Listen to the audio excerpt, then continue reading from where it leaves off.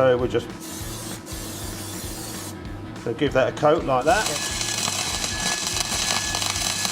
And obviously you can see the balls jumping all over the place as well. So let's have a look. So there you go. You can see where obviously all the splatter's all gone across, yeah?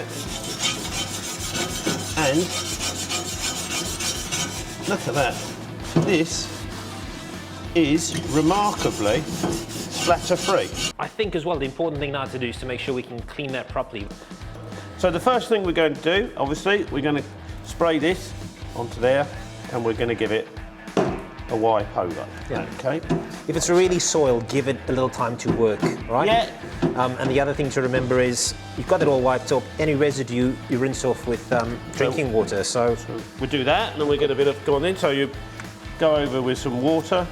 I mean, there we are. There you go. What's that?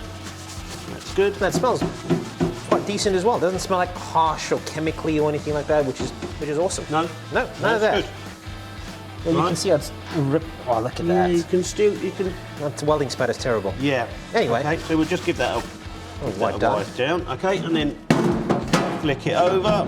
Right, and we'll do the same on this one. There we go. So we give that a clean there. Okay, and then we give this a wipe over.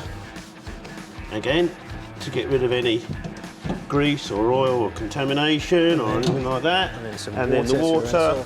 And then we'll. There we are. You can actually see it working there. Okay. And then that we'll just wipe that up.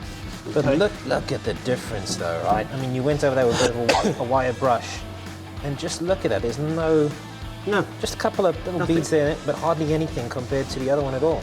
Nothing at all, is it? There we go. Nice. That's good. Right, okay. Perfect.